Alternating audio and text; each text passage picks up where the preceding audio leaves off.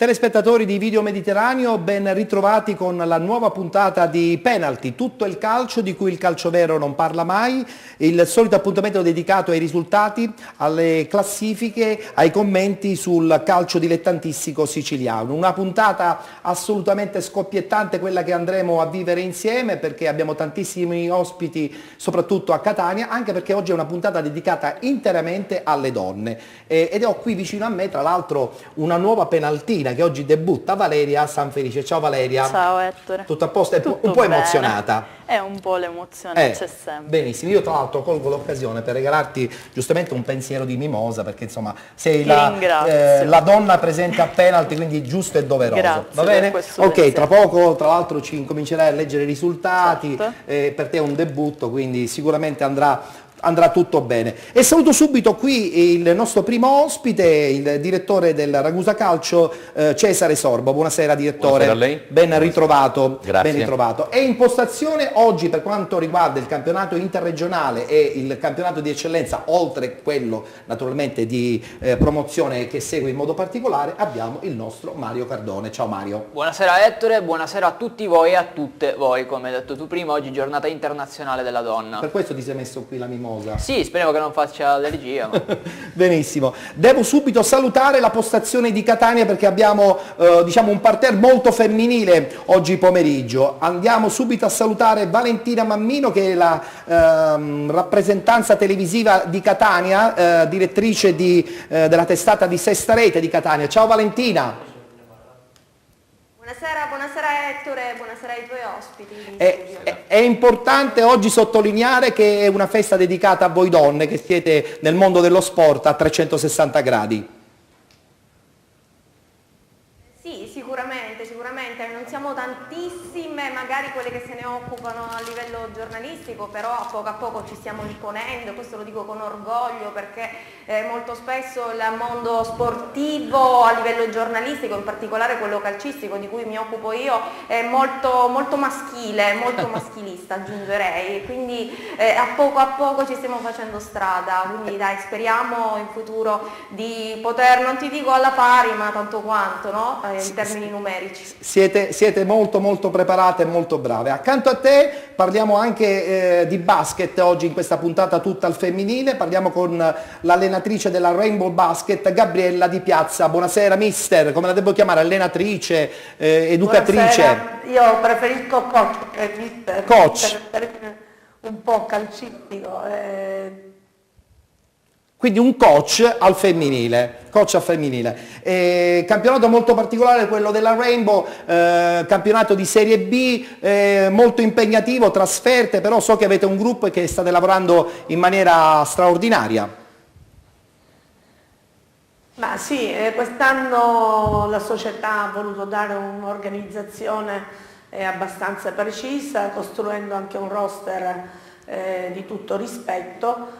Stiamo mantenendo un po' le aspettative diciamo, della programmazione societaria. Il campionato sta andando bene al momento, bisognerà farsi trovare pronti poi per i playoff, per quelle partite che contano, quando avremo gli incroci con le vincenti delle zone.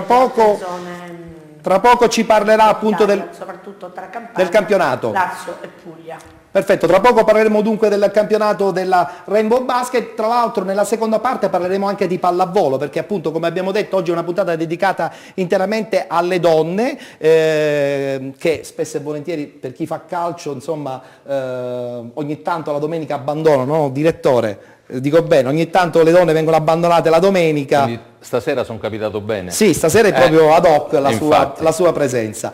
Allora, prima di iniziare, noi vogliamo fare una cosa un po' particolare nella puntata odierna di Penalty, prima di andare con i risultati del campionato CND. Vogliamo iniziare il programma di oggi con un omaggio ad un grande del giornalismo mondiale. Proprio questa settimana è stata inaugurata una piazza a Catania, proprio alla memoria del grandissimo Candido Cannavò. Guardiamo il servizio.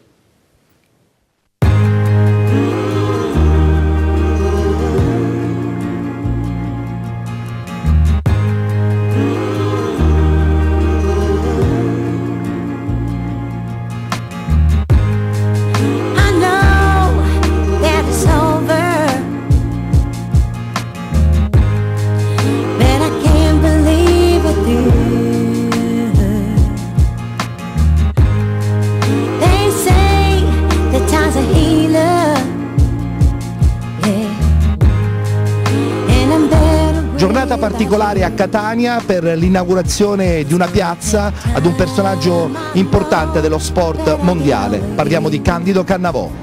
Verrà il tempo con altri vestiti, con quei sorrisi che erano finiti, con altro passo e con altra fortuna, toccando queste pieghe ad una. Verrà il tempo e dovrà fare presto e a darci in cielo figlio e vomitare questo, a penetrarci fino nelle ossa, senza sbagliare neanche più una mossa di questo gioco grande come te.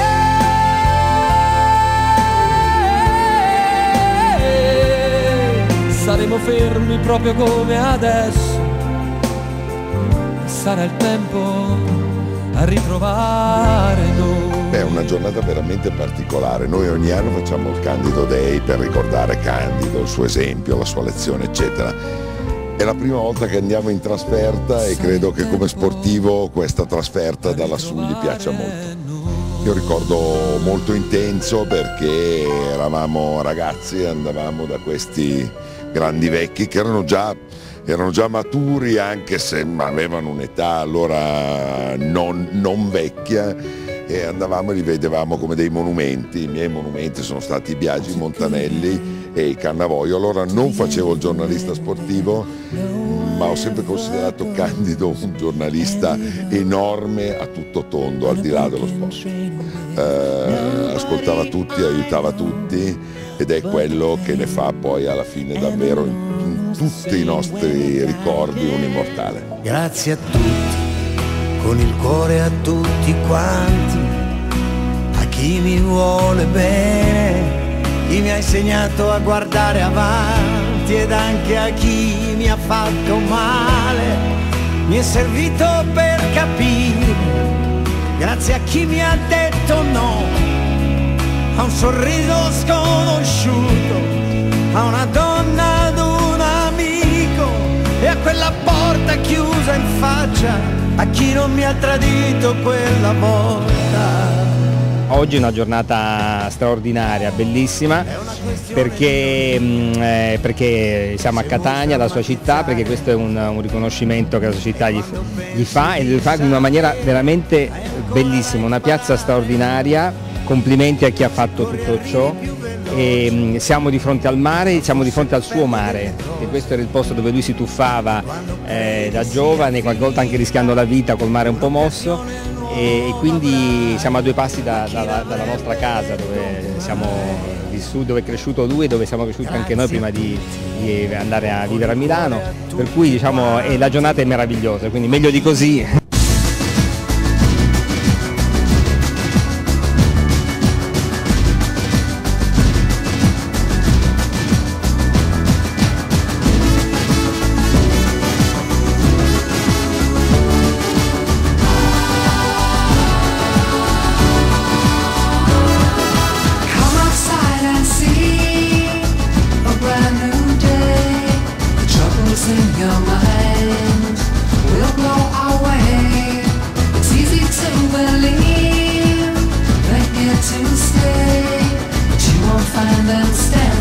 Il ricordo principale, cioè una volta che lei ha messo piede qui, cosa ha pensato, cosa le è venuto in mente riguardo suo marito? Niente, ho pensato, hanno scelto una cosa stupenda, hanno scelto un posto stupendo perché lui adorava il mare e il mare è vicino a casa nostra, io abito vicino a Piazza Europa, quindi, eccetera, e quindi meglio di così non potrei dire, poi l'affetto di tante persone, questa è una cosa grande veramente.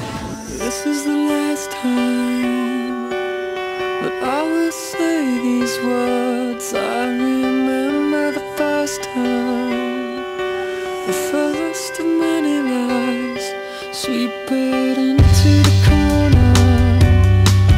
I heard it under the bed, say these things that go away. Nino Cannavò, fratello di Candido Cannavò, personaggio importante dello sport mondiale, un ricordo personale.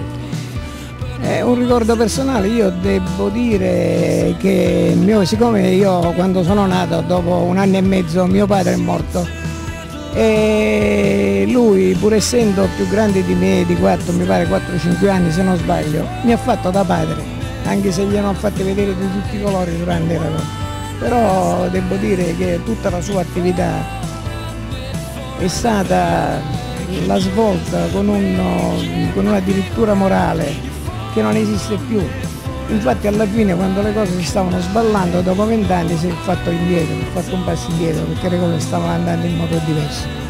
E lui ha puntato tutto sul fare bene agli altri, ha fatto un sacco di cose. L'ultima, che è eclatante, c'è stata a me quando lui era già morto, l'acquedotto in Eritrea, aperto per mezzo suo, è stato aperto ed è stato inaugurato da Franca, naturalmente con le autorità locali, e un sacco di cose. Qual è il ricordo che insomma tieni conservato in maniera indelebile nel tuo cassetto? Beh, non lo posso dire perché sono cose personali, veramente, mi deve scusare Ettore, ma non posso assolutamente.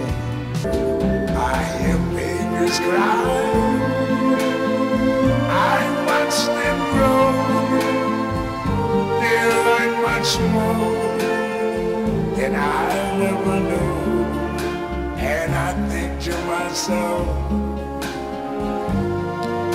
what a wonderful world.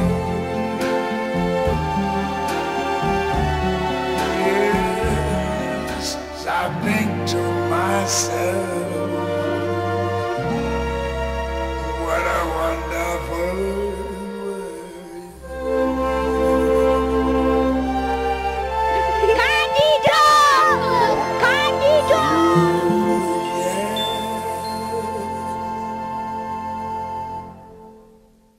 Push to start, yeah, you know what it is. Everything I do it big, yeah, screaming that's not. When I pulled off the lot, that's not. Reppin' my town, when you see me, you know everything. Black and yellow, black and yellow, black and yellow, black and yellow. I put it down from the whip to my diamonds. I'm in black and yellow, black and yellow, black and yellow, black and yellow. Un doveroso omaggio ad un grandissimo nome del giornalismo mondiale scomparso un paio di anni fa, ovvero Candido Cannavò.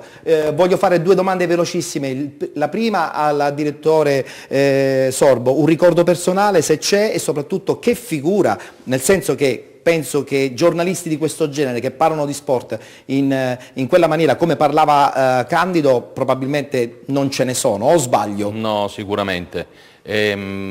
Questo è stato un riconoscimento meritatissimo all'uomo e al giornalista.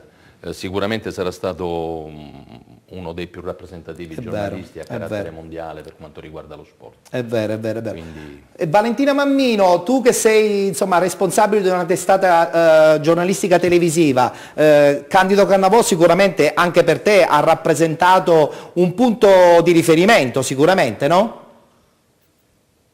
Certo, Ettore Candido Cannavò ha dato lustro alla città di Catania a livello nazionale e non solo, la prestigiosa firma chiaramente del quotidiano La Sicilia, che arriva poi a diventare anche direttore di un quotidiano importante a livello nazionale come la Gazzetta dello Sport, quindi sicuramente un motivo di vanto per noi catanesi. È stato un riconoscimento doveroso da parte del Comune di Catania e sicuramente anche il luogo scelto è stato il migliore, perché proprio come diceva la Mogli, ce ne siamo occupati anche in settimana nei nostri telegiornali, lui ama tantissimo il mare, quindi quale posto migliore che appunto una piazza che si affaccia proprio sul nostro bellissimo mare. Vedo alle tue spalle una rappresentanza del calcio femminile, abbiamo detto che è una puntata dedicata interamente alle donne, non potevano mancare insomma anche le calciatrici femminili, tra l'altro di una squadra importante, la Cese femminile,